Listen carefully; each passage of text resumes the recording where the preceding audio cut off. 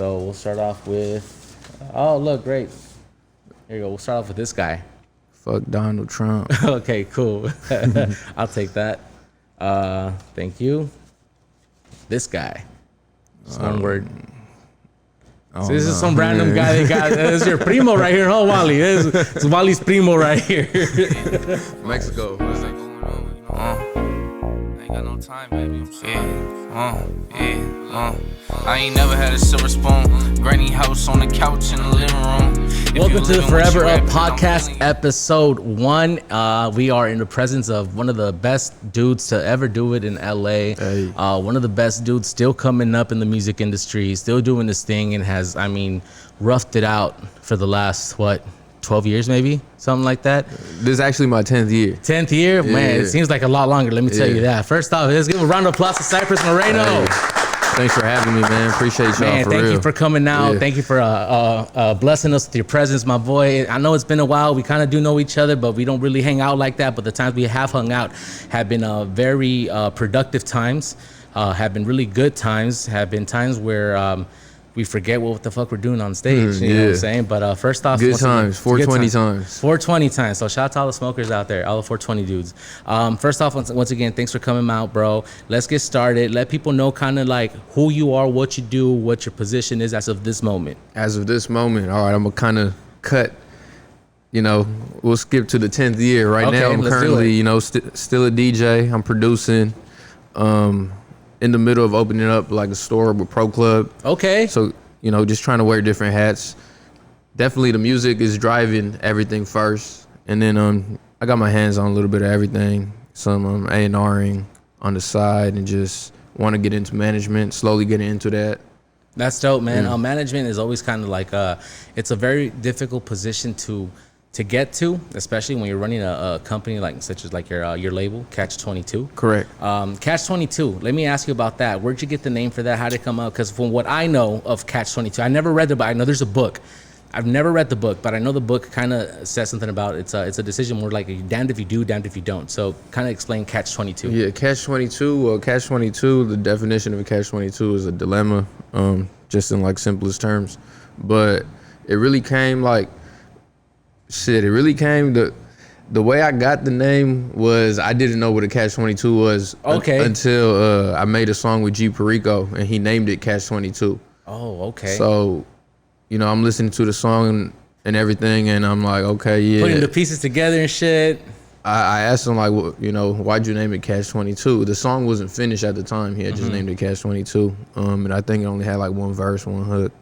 But, I kind of did my research. And then it stuck with me. But the number 22 is just like a symbolic number in my family. It was my uncle's number. So when it was time to, create the label and I wanted to, pay homage and just, keep that number alive. And then, Catch 22 is, that's basically how I got it. You've been doing a really good job keeping that number alive, and you've been doing a really good job in the music industry. And as far as production, I think you've done an amazing job. Thank you. You have a lot of, you have your hands in a lot of places, in a lot of, not plates, I should say, but just you have your hands in the right places at the right time.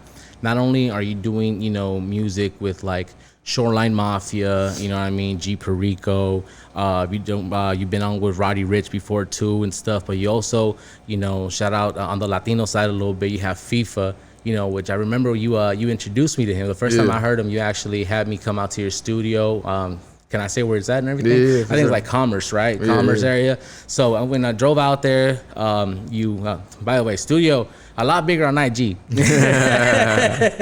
But some quality that's come out of that studio though. You played me some of his beats and you played me what you have coming. It really not only inspired me in the sense that it made me more proud to be kind of who I am, but you have a real good vision for where you want this sound to go with Latinos. And I'm not just saying Latino hip hop artists and shit like that. That's not really I'm just saying Latinos in the industry just making music, Correct. And you've done a really good job with that. You've expanded really, really well. Thank you. If you wouldn't be doing this, bro, what would you be doing? Because I know you went to school, right? Yeah. You went to college. You're a college kid. Yeah, something sports related for sure. Sports related in what sense? Shit, I don't even know. I like the older me, yeah. I'm kind of like, damn, if I would have went, finished. If I would have finished, it probably would have been for something way different than what I went in for. I originally went in as a pre-physiology major, just trying to be pre-physiology.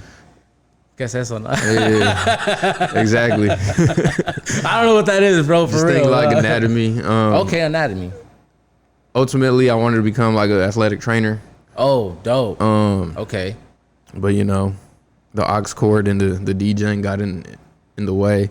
But I guess now the older me is just thinking management, maybe even sports management. What sports do you like? Were you an athlete? Yeah, Did you like to play since how old? Yeah. How old were you when you first started playing a sport? I started playing sports at like 3 years old. T-ball. T-ball. Yeah. You a big Dodger fan or what? Yeah. I wouldn't say I'm a big Dodger fan, but I support the Dodgers. Definitely. Okay. Are you a big fan of another team? No. Oh, okay. I'm a Dodger fan, but I'm not the biggest Dodger fan in the world. I feel you though. That's what's up, man. So you started playing T-ball. Did you play any other sports after that? Yeah, T-ball, soccer. They had me in basketball, and then I started playing football like around 7 years old, I think. Football was really like my first love. Football. What position did you play in football? When I was a kid, I played middle linebacker. Actually, not too far from here in Downey. Used to sack motherfuckers, huh? Yeah, it was just a contact sport. It was like, right. Yeah, it was fun. That's cool. But yeah, just all throughout, middle school, elementary, just all sports, and then in high school it was just football. It was just football. Did you have any inspiration throughout middle school and high school? Musical inspiration, should I say? Who were your musical influences growing up, and how is it that kind of plays a part of your world now? Most definitely. It definitely started at home. It definitely just started like with whatever my parents and my uncles were playing on the radio. It really came from the radio though. Right. The radio was probably my first. Shout out to radio. Yeah, no, radio definitely was my first influence. Just being able to just listen to different personalities, different DJs. Right. From the radio, I feel like it really gave me my ear, really trained my ear. I was listening to, stuff on the radio. Radio's different now, but back in the day, the radio was really it was live. Yeah. We got to hear a lot of DJs really cut up and mix live, so that was great. But man, the influences, I could sit here all day. I could sit here all day and night and just name hella people.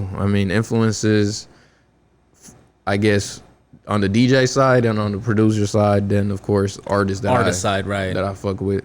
But yeah, shit. Who are some of the DJs that kind of capture your attention and you kind of respect nowadays, or they respect now?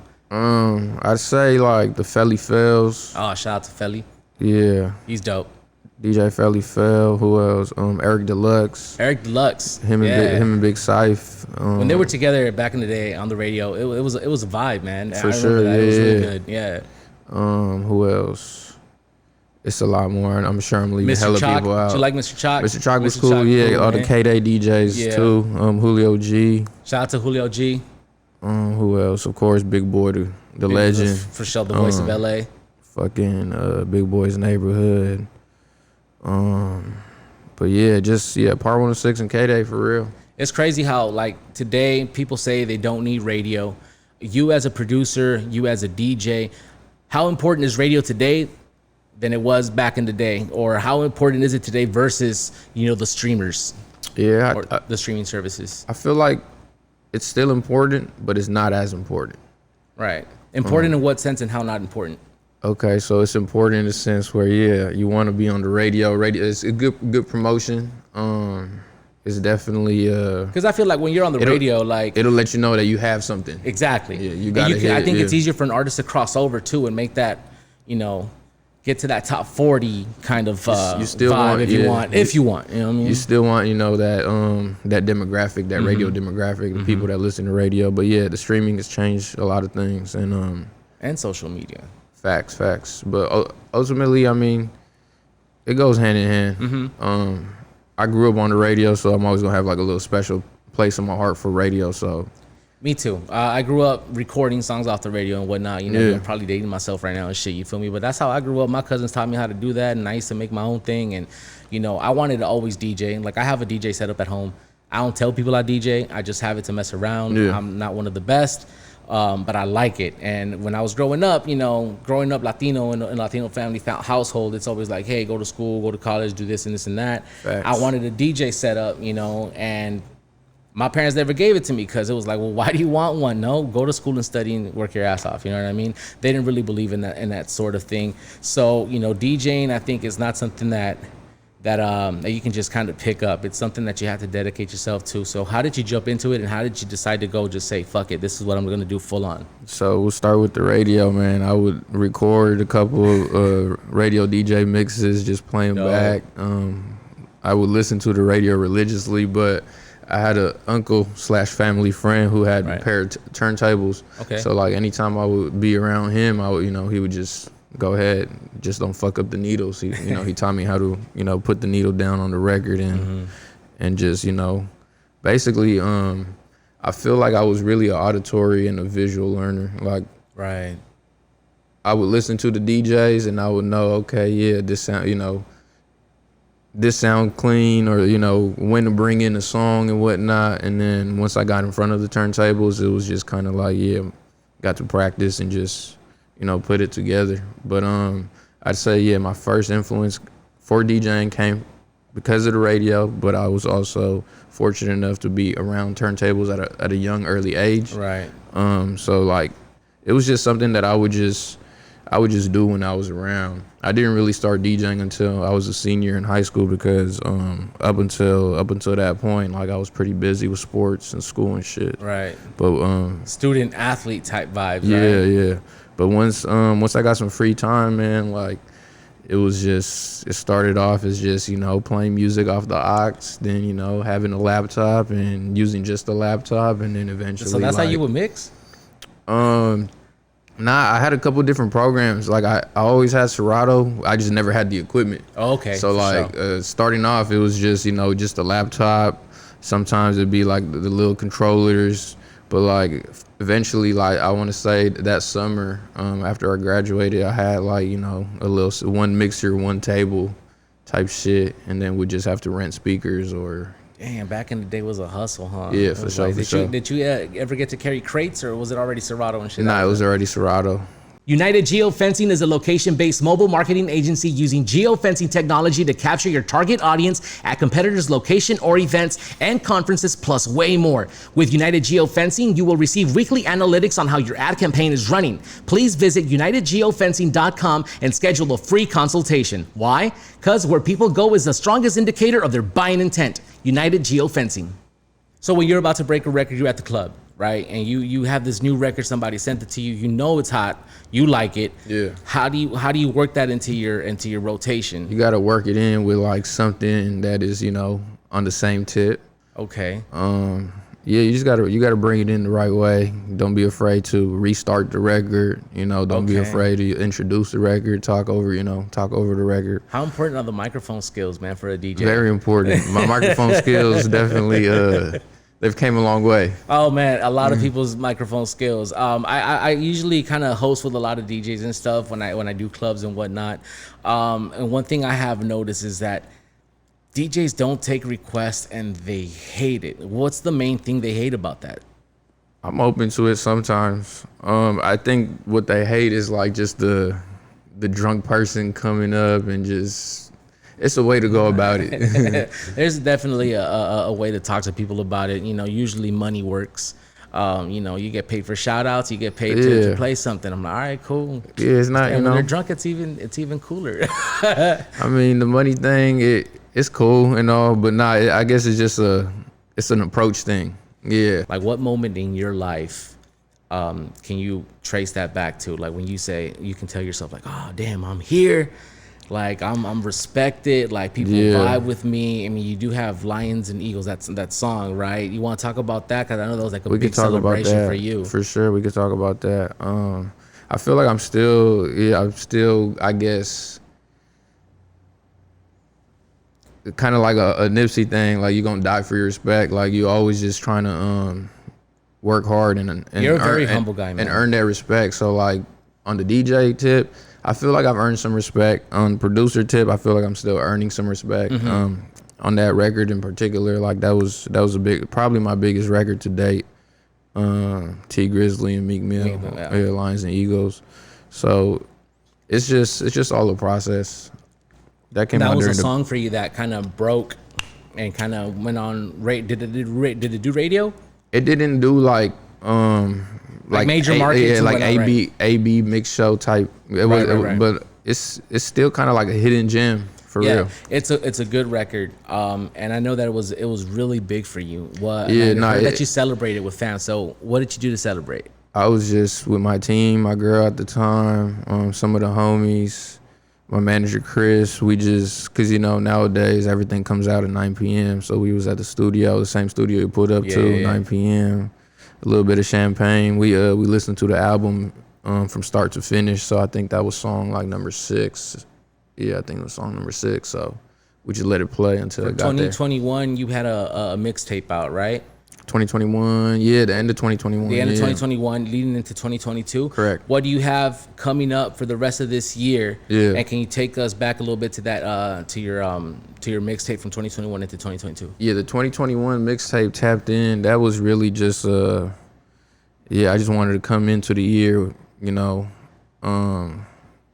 letting people know like they can expect more shit for 2022. It's a big year. It was a big pandemic year too. So how did that affect you, and how did the creative process affect you during that time? The pandemic actually made me way more creative. It got me in the studio. I was able to sit down more and just really lock in and make a lot of music, session up with different artists. Right. And it was like a blessing in disguise.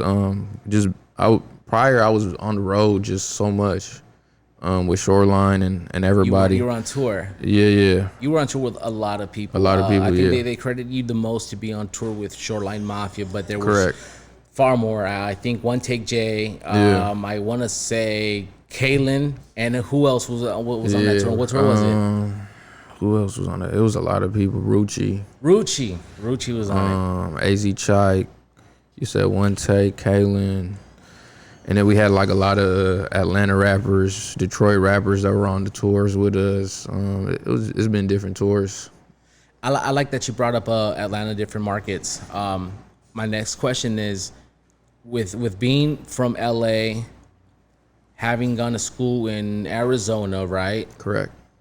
But just back to bringing the vibe, the Los Angeles vibe.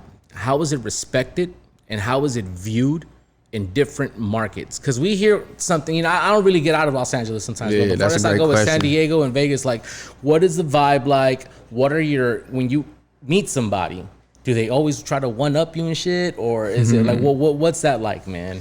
No, I guess just from the touring experience, I got to see what like the LA music, the LA sound was doing in different markets. Yeah. So that shit must be amazing. Yeah, it's definitely like respected, and people have a liking for the culture, the sound worldwide. Because I've been overseas, I've been to Australia and Europe because of the LA sound. So damn, there's a market for everything. There is a market, and I remember my uncle saying that a long ass time ago. Rest in peace, his soul. He said it in Spanish. He's like, "There's, mijo, para todo hay fans. Like for everything, there's a fan for everything. There's a fan for people who are microphones, or people who are fans of just water. Like fans for everything." And that the fact that you say that, like going to Australia, going to the UK or to Europe, I should say. What are the vibes like? What's the party scene like? And how do they party to the music versus how we party to it over here? It's different. Definitely in Europe, it's a lot of, it gave me like a House of Pain jump around vibe. Hey. So for those of you that don't know, jump around. Yeah. So it's like, a little bit of mosh pitting, a little bit of just jumping around with your hands up. Total different vibe. But some shows, people were really, because there's somewhat of a language barrier. So I felt like in Europe, because of that language barrier, the like beats and the music really drove, I guess, the reaction to the music. Right. But yeah, some shows I do remember like were more lit than others. like people were just very observant and just nodding their heads and just vibing because it's probably their first time, Right.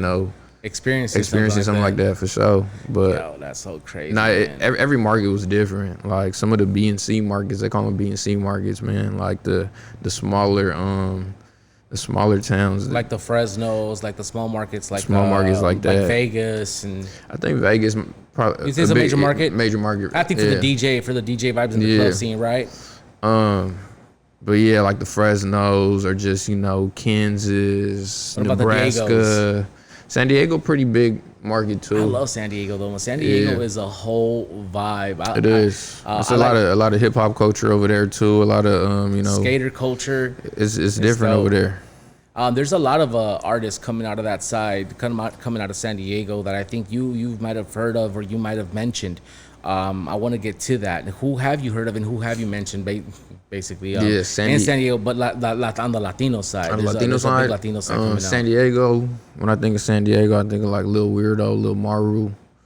Who else is on the Latino side over there? That's probably a couple more, but definitely them two right now. They doing their thing. Because when you hear San Diego, you hear Latino, whatever, you're gonna think summer nights or something like that. You know what I mean? Like, so. And that's just how it is, bro. That's just how we grew up, and it's cool. I loved it. Some DJ played it at a club once. It was crazy. We were it was right here in Downey. We were at DB Lounge. Okay. And I was hosting that night. Summer nights? Yeah. And he just, at the end of the night, bro, summer nights. And I'm like, and people vibe to it, bro. And it's cool because like it's almost like a guilty pleasure for a lot of people, bro. Facts. It's a good song. I don't care what people say. It's a great song. It's an amazing fucking song, it's a great bro. Song. Connie's Tax Service has been serving the community for over 25 years. Connie's Tax Service is trustworthy, reliable, and most importantly, affordable. Connie's Tax Service offers in-person and virtual consultations, and they will even review your previous year taxes for free. Connie's Tax Service will focus on getting you the maximum refund possible at an affordable price. Call right now, Connie's Tax Service at 626-627-5947, 626-627-5947, or visit their Instagram at Connie's Tax Service. Make sure to tell them that the Forever Up podcast sent you to get that family discount. When you being on tour, what are some of the craziest and the funniest times that you've had on tour and some of the worst moments? Man, it's too many, dude. To name for real. Too many worst moments or too many good moments? It's you on tour. You experience all of that, the highs, the lows, funny shit, serious shit. Arguments. Because you're on tour, and I'm guessing it's mostly dudes, right? Like you living with other people. Bro, that's bedos. That's all kind. Of, Yeah. You know what I mean? Like, dude, that's crazy. Shit, it's a lot of moments that come to mind. Really, just the shows were crazy. Like the fans were very loyal. What was the best city that you toured at? Best city. Like, yo, I won't forget this at all. It was one of the best cities. Like, we have to go back. Best city. Man. It could be outside of the USA too. Yeah, Midwest. Like the Midwest was cool. Yeah, like the Nebraska. It was just like the random, like, I don't know, the like cornfields and shit. Yeah, Alabama. Alabama. Being how what's that like in Alabama? Is it really as racist as people kind of think it is? We were just in and out, so Okay. I think it was just like one or two nights type shit, like just in and out. Don't really experience shit like that. But yeah, I just remember like I think it was the Midwest or Chicago, just all the way down to the South. Like it's a whole different atmosphere over there. Your music and your DJ career have taken you to a lot of places. What's the coolest place that it's taking you to? My favorite place has been. I've been here. Like, I never thought I'd be here. Australia. That shit was a trip. I heard it takes like 3 days to get there. No, it feels like it. I think it's like a 19-hour flight or something like that. They're a day ahead or something, right? Like completely. Yeah, it's crazy, it's bro. It's like 23 hours or something, 21. And did you pick up on the language right away? Did you have a hostess? No, they got an accent, but no, they speak English. But over there is just. Take a look at this fella here. Yeah, that shit's really really player over there. It kind of. At least some of the spots that we was at, they were like Malibu vibes. Okay, Malibu vibes, Australian accent, right? Yeah. Good food, beaches. It was in the summertime. When it's winter over here, it's summer over there. So it was summertime for them. But definitely Australia, one of my favorite places in the world. Australia. My sister's been there. She brought me back a boomerang. Okay. Never used it though, dog. Yeah. I'm still trying to use it. I heard it really does come back though. It gives you the instructions. Have you ever used a boomerang? You didn't get a chance to use a boomerang? Touch a kangaroo? Seen a couple kangaroos. A platypus No, or something? we seen a couple kangaroos. It's a big ass country though. It seemed really big. seems Oh, actually really in big. New Zealand too, because New Zealand right off the coast of Australia. So New Zealand was cool. It gave me like a Hawaii vibe. Oh, dope. You've been to Hawaii before? Yeah. I've never been, but I know that when I was doing a hip hop radio here in LA, I remember that a lot of DJs will go and DJ in Hawaii. What's up Yeah. in Hawaii? What's the vibe like, man? And what's the music scene like right there? Because it seems like it's. I don't feel know like how- it's a West Coast music scene. Okay. They're definitely tuned into like the West Coast, the LA Bay Area sound. There's a lot of artists over there that kind of emulate that sound. But nah, it's a great vibe. It's tropical. It's like a paradise vibe. It's That's dope. clean air. So you out there like in a Hawaiian shirt DJing and what? Like, how's Yeah, that? something What's like that. Yeah. I'm over there, you know, shit, just on the beach, shirt off, sandals. Nah, I love the beach over there. The beaches over there are really nice. Oh, that's they dope. got nice public and private beaches. Only nice beach I've ever been to, I think, has been Cancun. Okay. Oh, let me tell you, man, those Now are some Cancun's nice, nice. beaches too. I haven't left this continent. I'm trying to leave the continent Yeah, this got year to. or maybe next year, bro. Yeah. I'm really trying to. I'm hoping this podcast picks up. You know what I'm saying? We can all do the Broadcast podcast live somewhere from the UK Brazil or something. Oh, yeah. brasileiro, yeah, that'd be dope, man. And I'm just trying to expand, and I just became a father. I know you just became a father. Congratulations. Congratulations to you Yeah, too, my boy. Thank you, man. How does that change your drive? How does that change your focus? And how does that change your decision making Changes moving everything. forward? Changes everything. Everything is very everything I feel has been pretty calculated, but now it's just on a whole different level. You got someone to live for. Definitely is something that motivates me every day. I'm really kind of like believing in my path, and whatever comes my way. Because It's it meant to really come is my way. a path that you just kind of created for yourself, man. This isn't Definitely. something that you took from someone or anything. This is something that you just grabbed and you went at it. Production, DJing. You learned how to DJ. How did you learn the production side? Where'd you get your major knowledge for that? The production side of things, man, I just always wanted to produce. Especially the DJing, it gave me like an upper hand, I felt, because I think it goes hand in hand. I really understood like tempos and drums, drum patterns and shit, different rhythms. You got to be able to mix that. Yeah, but it came from one of the homies. Shout out DJ One More. He gave me the Ableton program. Oh, I know Ableton. I have it. I don't know how to use it, but I got it. So he gave it to me to make DJ mixes, but like it also had like all the stock sounds, and I was able to just fuck around and kind of teach myself. But once I came back from Arizona, I enrolled in recording school at the LA recording school. Oh, cool. So that really gave me like all the fundamentals that I needed, but took those fundamentals and just applied them just in the They studio. also teach you the business, right? Yeah, they teach you the business side of things, Which is something that's really important. I don't think people, see that it takes knowledge of the industry to succeed in this industry. People think it's like, okay, I just make a song and that's it. No, you gotta know a little bit of everything for sure. How long were you in the recording industry or in the recording school? And after that, was it something that, really, obviously it really helped you, but how did it help you get to the next level? So I was in the program for, I think I did 14 months. It was an 18-month program, but some of my little credits from Arizona had transferred over. But I did, I think like 14 months. And then it really gave me music theory. What I took from it was music theory, was being able to like, I guess read music. I can't really play the piano. I'm not a pianist. I can play chords and shit, little melodies, but I'm not a piano player. But I learned how to play piano in high school, but I'm missing a finger. I can't do the scalings no more, dog. Yeah, well, scales. But minor, I know how to read music though. Like I know how to read the music nice. notes and then whatnot. So. Minor, major scales, and really I took that and just ran with it. The music theory part of that program. That's dope, man. I'm really, really like excited for you. Thank you. Just to see the way that you've really worked hard to get to where you're at. You've thugged it out in a lot of the times to really make a name for yourself. I know it hasn't been easy. how proud is your family and how supportive is your girl now? Do you have a girl? Yeah. How supportive is she, and how important is that in your life, and how important is that for anybody trying to be in this industry? Yeah, I really. Because I know being in this industry, it takes you away from family, takes you away from family events, from really important family events and really important friend events. Yeah, I'd So, say like, I got a really good support system. That's really Starting with my family and my girl, they're all very supportive. They understand what I do, and yeah, they always wish me well. that's So dope. I'd say, yeah, the family support has been there. It's always gonna be there.